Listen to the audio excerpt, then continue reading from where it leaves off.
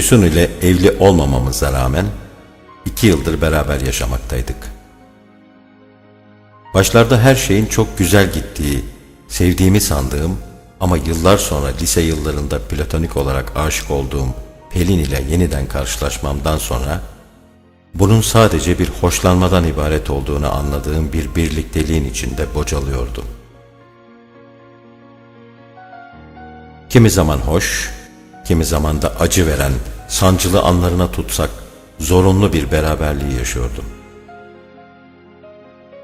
Artık Füsun'a olan sevgim, bir türlü girdabından kurtulamadığım kararsızlığım kadardı.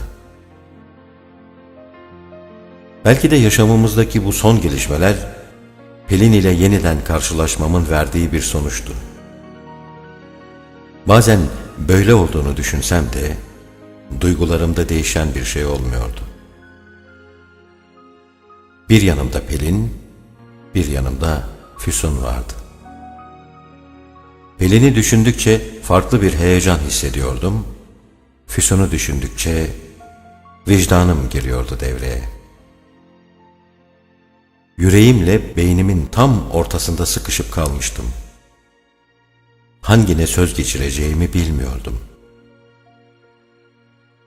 Bir anlamda yönetimi bende olan duyguların dümenini sola kırsam sağa, sağa kırsam sola doğru gidiyorlardı.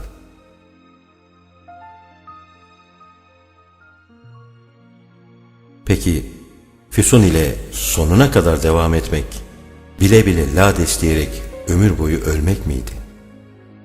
Yoksa değişebilir miydi bir şeyler? Daha çok sevebilir miydim? Ya da vakit geç olmadan bitirmeli miydim bu birlikteliği diye süren gelgitlerin arasında savaşıp duruyordum. Son zamanlarda ona olan davranışlarımdaki soğukluğu ve ondan uzaklaşıyor olmamı sezer gibiydi. Ama bunu belli etmemeye çalışıyordu. Yalanı hiç sevmememe rağmen arada bir ikisine de yalanlar söylemeye başlamıştım. Mesela Pelin ile arada bir buluşuyordum ama bir beraberliğimin olmadığını söylüyordum. Yaşamımdaki bazı alışkanlıklarımın değişmesi karşısında Füsun'un haklı olarak merak içeren sorularına kaçamak cevaplar veriyordum. Aslında Füsun dört dörtlük bir insandı. Onunla akla kara gibi değildik. Birçok ortak noktamız vardı aslında. Alımlı bir güzelliği vardı. Beni seviyordu ve bunu fazlasıyla hissettiriyordu. Bir dediğimi iki etmez, önerilerime hep olumlu bakar, her fikrime katılırdı. Hiç aksine bir fikir atmazdı ortaya. Ve birçok insanın memnun kalacağı bu durum bana sıkıntı veriyordu. Bazen bir anne edasıyla üzerime titrediğini görmek beni rahatsız ediyordu. Sanki o an benim sevgilim olmaktan çıkıyordu. İşte böyle anlarda duygusal olarak ondan daha çok uzaklaşıyordum. Belki de ben ona, onun bana davrandığı gibi davranamadığımdan rahatsız oluyordum. Ve zaman zaman ona haksızlık ettiğimi düşünüyordum. Hak ettiği halde ben onu onun beni sevdiği kadar sevemiyordum bir türlü. Peki neydi benim istediğim? Neden birçok insanın arayıp da bulamadığına ben sahipken elimin tersiyle itmeyi düşünebiliyordum? Belki de her şeyin sürekli olumlu olması, arada bir zıtlıkların yaşanmaması büyüsünü bozuyordu bu birlikteliğin. Çünkü arada bir yaşanacak küçük olumsuzluklar ve zıtlıklar birlikteliği daha çekilir yapar diye düşünüyordum. Onun da ortaya zaman zaman farklı fikirler atması, değişik isteklerde bulunması, örneğin dışarıda bir yemek yiyecek olsak, hadi şuraya gidelim dediğimde bir kez olsun karşı gelmesini ve başka bir öneride bulunmasını istiyordum. Arada bir bu tür görüşlerimi ortaya attığımda onaylıyordu ama uygulamıyordu. Uzun bir zaman daha böyle devam etti. Ama değişen hiçbir şey yoktu. Hoş, olsa ne olurdu ki? Gönlümün iblisi Pelin'e dönmüştü bir kere. Son zamanlarda buluşmalarımız da sıklaşmıştı ve daha çok yakınlaşmaktaydık. Artık yapamayacağımı ve her gün ölmektense yakınken dönmenin daha iyi olacağını düşünmeye başlamıştım. Bir süre sonra da ayrılmaya karar vermiştim. İyi de bunu ona nasıl söyleyecektim? Buna bir türlü cesaret edemiyordum. Zira onun üzülmesini, kırılmasını istemiyordum. Ancak başka da bir çare bulamıyordum. Günlerden bir gün bütün cesaretimi toparladım ve o gün bugün diyerek konuşmaya karar verdim. Akşam saatleriydi. Yemekten yeni kalkmıştık. O mutfaktaki işlerini bitirmek üzereydi. Hadi gel otur yanıma, seninle konuşmam gereken bir konu var dediğimde her zamanki güler yüzlü ve sevimli tavrıyla tamam canım, kahvemizi yapıp geliyorum dedi. Ve birazdan yanımdaydı. Neresinden ve nasıl başlayacağımı bilemiyordum. Ne olacaksa olacak dedim. Ona ayrılmayı düşündüğümü söyledim. Ne dersin diye sorduğumda böyle bir şey olamaz, nereden çıktı şimdi bu diye tepki gösterdi. Gözleri çakmak çakmak olmuştu. İlk kez benim bir düşünceme katılmadığını gördüm. İlk defa zıt anlamda tepki alıyordum ondan. Bu hoşuma gitmişti. Ama artık çok geçti ve ben o fikrime katılsa da katılmasa da kesin kararımı vermiştim. Yüz kızartıcı bir suç işliyor gibiydim. Eziliyordum. O ise hiç vermek istemediği halde en değerli oyuncakları elinden alınmış bir çocuk görüntüsüne bürünmüştü sanki. İçi yanıyordu. Son raddesine kadar dolmuş bir vaziyette dudakları büküldü ama ağlayamıyordu. Sadece susuyordu. Ve o suskunluğun derin uçurumlarında kaybolup gitmişti biraz önceki gülümsemeleri. Arada bir başını kaldırıp bana yalvaran gözlerle her bakışında kendimi sorguya çekilen ağır ve utanç verici suç işlemiş bir zanlıya benzetiyordum. Ve başım öne düşüyordu. Uzun bir süre öylece hiçbir şey konuşmadan bekledikten sonra kısık ve ağlamaklı bir sesle bir iki cümle döküldü dilinden. Peki, senin istediğin gibi olsun. Bu gece eşyalarımı toparlarım, yarın da giderim dediğinde, isterse onun kalabileceğini, benim gidebileceğimi belirttim. Ama aynı şehirde olmak istemediğini ve İzmir'e kız kardeşinin yanına döneceğini söyledi. Benim bir süredir yavaş yavaş beynimde alıştığım ama onda travma yaratan böyle bir durumda bile zıtlaşmamıştı. Onu sevmiyor değildim. Ama onun beni sevdiği kadar sevememiştim. Hepsi bu. Gönülden değil de ayrılmak isteyişim. İstendiğinde bulunabilecek biri değildi.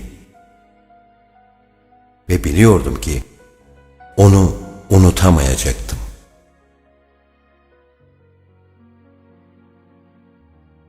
Gözlerimize bir dirhem uykunun girmediği ve sabahın olmak bilmediği çok uzun süren gecenin ardından veda anımız yaklaşmaktaydı.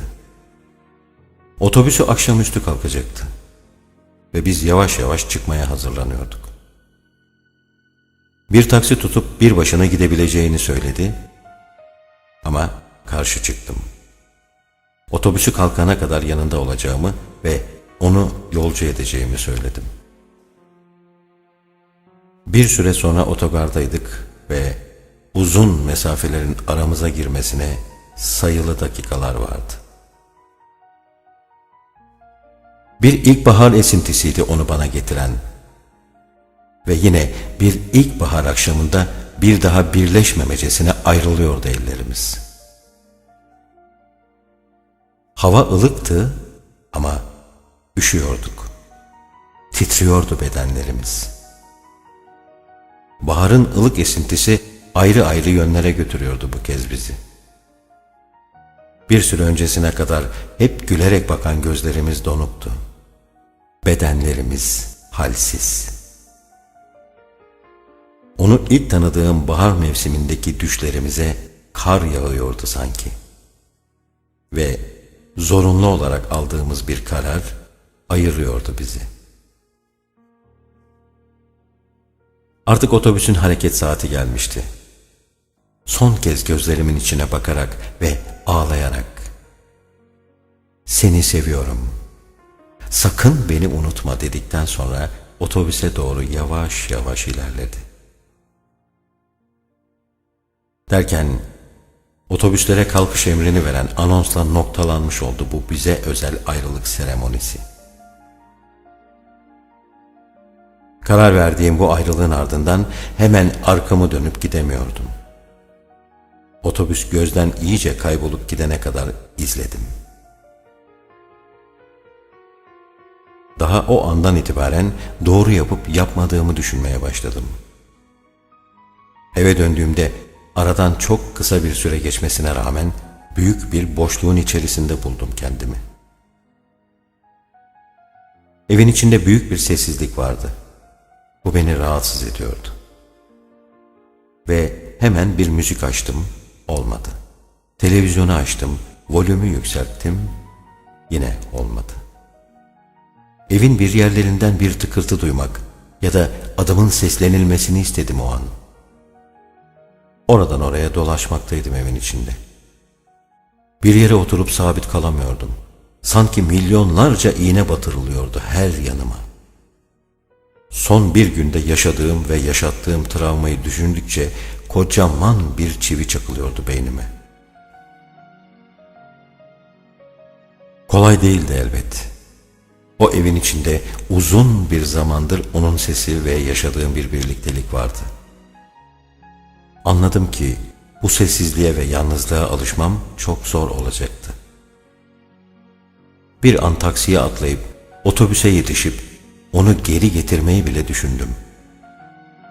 Ama yapamadım. Verdiğim karara bağlı kalıp şimdilik yoluma bir başıma devam edecektim. Ve zor da olsa buna alışmalıydım. Bir önceki günden kalan uykusuzluğum, yorgunluğumla birleşince daha fazla dayanamamış ve oturduğum kanepenin üzerinde uyuyakalmıştım. Ertesi gün hafta sonuydu. Uyandım, gözümü açtığımda ilk aklıma gelen Füsun oldu. Bir başkasının ağır basmasının etkisiyle ondan ayrılmıştım ama aklımda o vardı.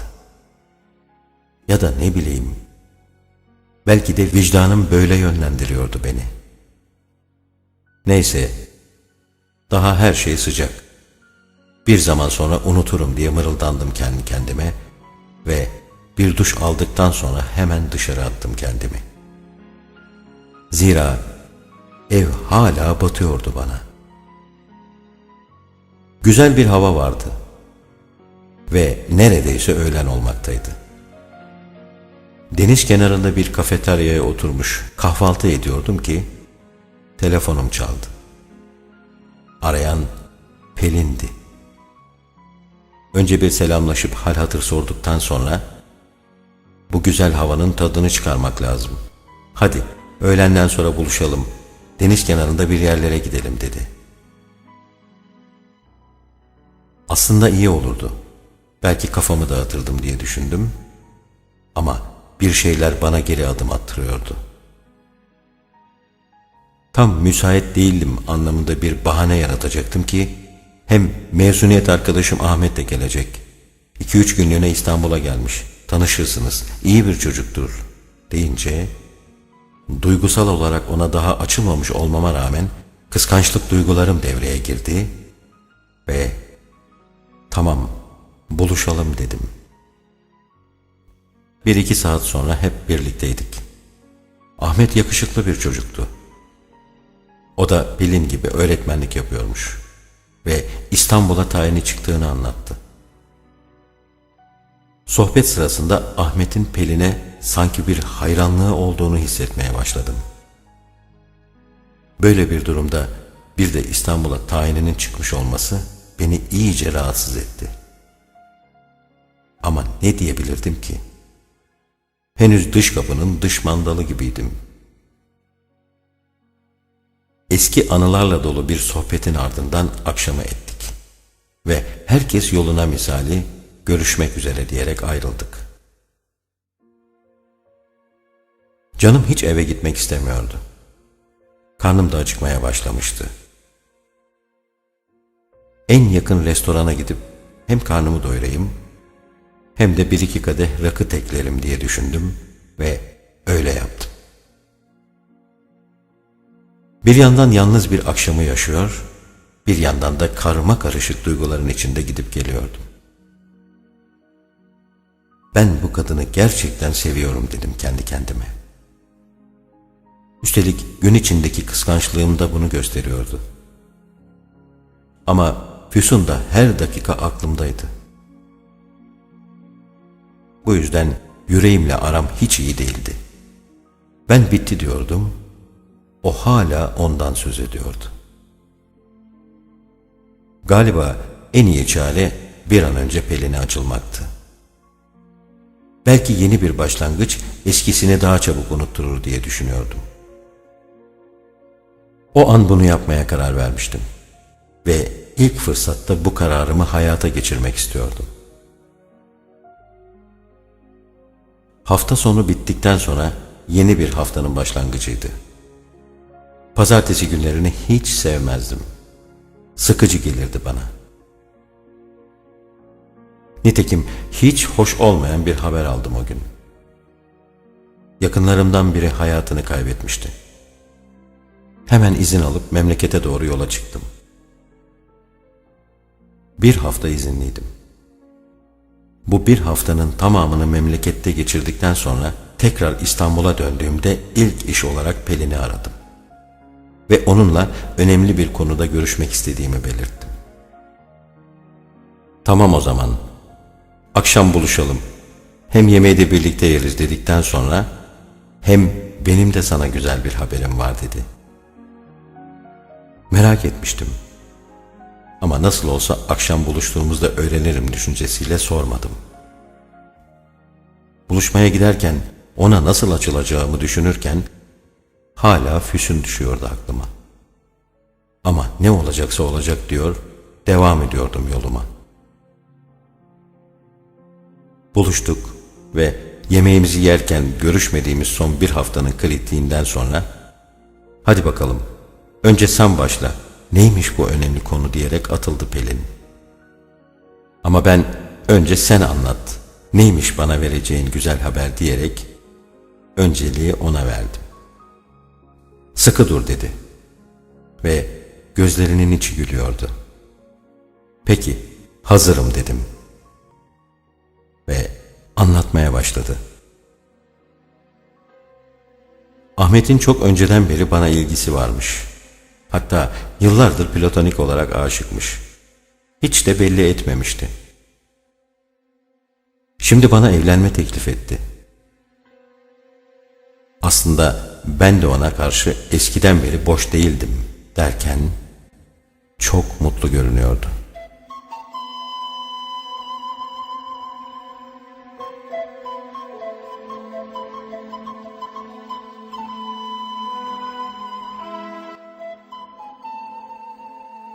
Ve bir şeyler anlatmaya devam ediyordu.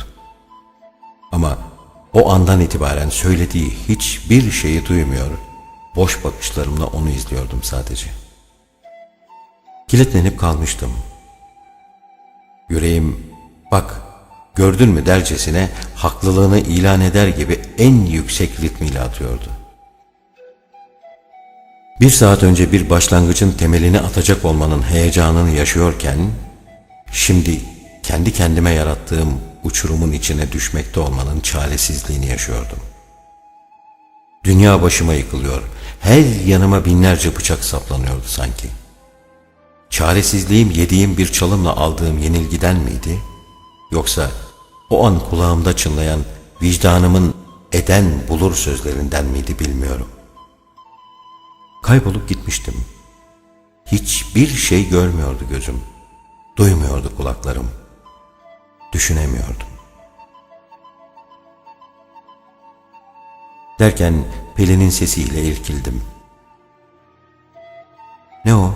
Sevinmedin mi?" dedi. Toparlandım ve tabii ki sevindim. "Peki kararın ne oldu?" diye sorarken hiç duymak istemediğim "tabii ki kabul ettim" cevabı gelmekte gecikmemişti. Pelin durumumu fark etmiş olmalı ki "sen iyi misin?" diye sorduğunda "daha önce hiç böyle bir şey olmadı. Kendimi iyi hissetmiyorum. Ama senin için iyi olmuş. Bu gelişmeye sevindim" diyerek kalkmak istediğimi belirttim. "Sen anlatmayacak mısın konunu?" dediğinde "iyi değilim. Sonra buluştuğumuzda anlatacağım" diyerek hesabı da ödedikten sonra oradan ayrıldık ve vedalaşarak evlerimize döndük. O andan itibaren Pelin olayı benim için bitmişti. Onun bildiği şekildeki arkadaşlığımız devam etti. Daha sonraları aralıklı birkaç görüşmemizden sonra Pelin evlendi ve 2 yıl sonra da Ahmet'in memleketine yerleştiler. Evet, hayat bazen ilginç ve güzel tesadüflerle karşılaştırır insanı. Bazen de başlarda güzel görünmesine rağmen hiç beklemediğimiz ve gittikçe daralan çıkmaz sokaklara sokar bizi. Ve sonunda sıkışır kalırız. Yıllar sonra Pelin ile karşılaşmamız, onun sıcakkanlı tavırları ve yaklaşımları karşısında tam da böyle bir tesadüfün girdabına düşmüştüm. Peki suç sadece tesadüfte miydi? Aslında suçun büyüğü bendeydi. Elimdekiyle yetinmeyi, ona sadık kalmayı ve gereken değeri zamanında vermeyi becerememiştim. Bazen içine düştüğüm durumumu düşündükçe sanki milyonlarca insan hep bir ağızdan "İnsan ne ekerse onu biçer" sözünü haykırıyordu kulağıma. Beynimle mi, yüreğimle mi, hangisiyle kavgaya tutuşacağımı bilemiyordum.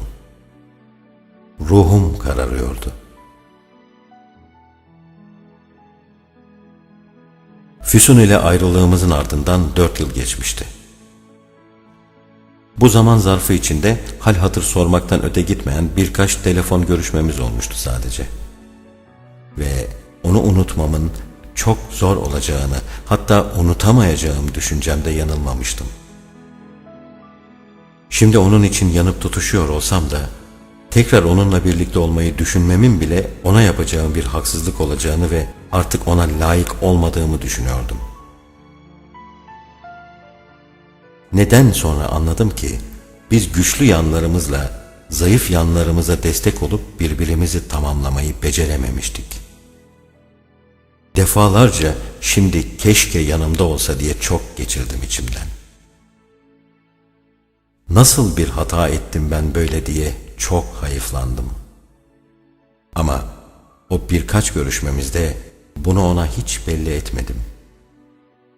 Yaşadıklarımdan sonra hayatıma hiç kimse girmemişti ve bir başına sürdürmekteydim hayatı. Evet, öyle ya da böyle. Hayat devam ediyor ve zaman hızla akıp gidiyordu.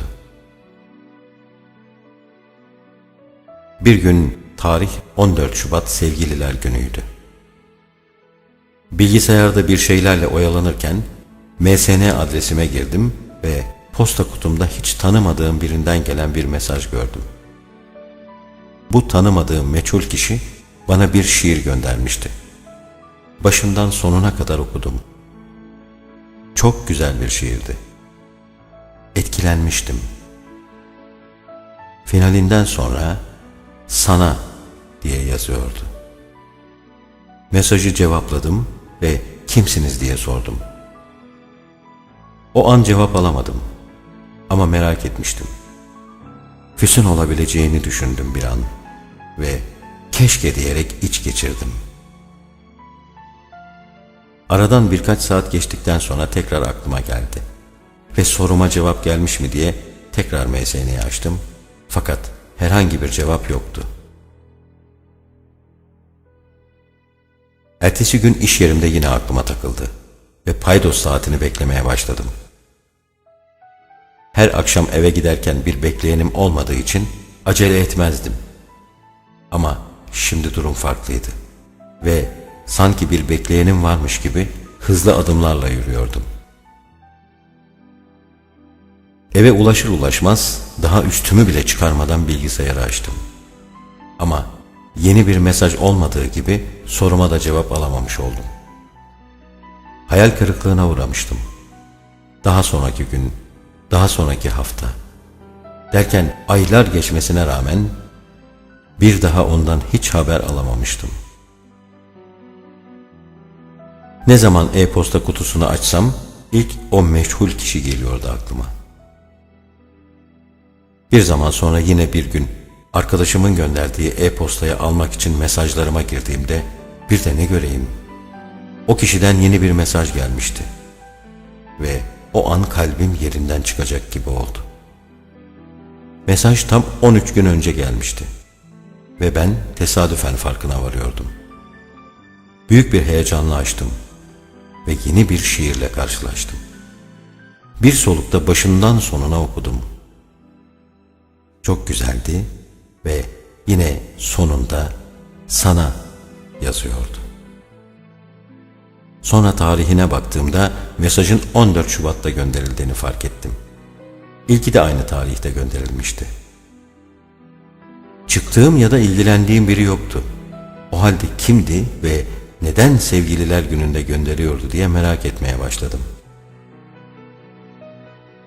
Ama nereden bilebilirdim ki? Bir kez daha "Kimsiniz?" diye yazarak cevapladım. Maalesef buna da yanıt alamadım. Sonradan bu meçhul kişinin kim olduğu iyice kafama takılmaya başladı. Önceki yıllarda yaşadığım kısa süreli ilişkilerim olmuştu. Ama aradan uzun yıllar geçmişti ve ben simalarını bile anımsayamıyordum. Kim ve yıllar sonra neden böyle bir eylemde bulunabilirdi? Belki de benim çok yakınımda olabileceğini, mesela iş yerinde bana uzaktan platonik olarak aşık olan biri olabileceğini düşündüm. Ama ne fark ederdi ki? Ben Füsun'dan ayrılalı 4-5 yıl olmasına rağmen, hatta her şeyi ben bitirmiş olmama rağmen hala onu unutamıyordum. Ve unutabileceğimi de hiç sanmıyordum. Yanımdayken kıymetini bilemediğim o insan için yanıp tutuşuyordum şimdi. Ve ne yazık ki artık ondan haber alamaz olmuştum. Zira telefon numarası iptal edilmişti. Ulaşamıyor olmak beni kahrediyordu. Her aklıma geldiğimde gelen mesajları o gönderiyor olsa diye geçiriyordum aklımdan. Ve bu meçhul kişiden gelen mesajlar 10 yıl boyunca her Şubat ayının 14'ünde gelmeye devam etti. Her gelen mesajda hasret, özlem ve çaresizlik içeren şiirler okuyordum. Son gelen mesaja kadar her seferinde sorduğum kimsiniz sorusuna yanıt alamamıştım. Son mesajda da aynı soruyu sorduğumda mesajları gönderen kişi bu kez cevaplamıştı. Ve cevap olarak ben Füsun Aydın Ayhelberger. Senden bugüne kadar gönderdiğim şiirlerin başlıklarının ilk kelimelerini yan yana yazıp okumanı istiyorum diye yazmıştı. Kalbim büyük bir hızla atmaktaydı. Yıllar sonra o meçhul kişinin deliler gibi ulaşmak istediğim insan olmasına hem çok sevinmiştim hem de dikkatimi çeken bir ayrıntı beni allak bullak etmişti. O da soy adına eklenen ikinci bir soy adıydı. Bugüne kadar 10 tane şiir göndermişti. Sakladığım o şiirleri bir araya getirip tembih ettiği gibi şiir başlıklarının ilk kelimelerini yan yana yazdığımda yıllar önce yaptığım hatanın ne kadar büyük ve affedilmez olduğunu bir kez daha anladım. Bana söylemek istediği o kelimelerde yazılıydı. Ben seni hiç unutmadım. Yalnız seni sevdim ve hep seveceğim yazıyordu. Ve o an içimi burkan, umutlarımı söndüren bir mesaj daha aldım. Bu sefer gönderdiği eşinin, kendinin ve çocuklarının bulunduğu bir aile fotoğrafıydı. Thomas Ayhelberger adında bir Alman vatandaşıyla evliydi ve biri 6, biri de 9 yaşında 2 de çocukları vardı. Bu kez mesajının bitiminde sana değil, son yazıyordu. Bir daha hiç yazmadı.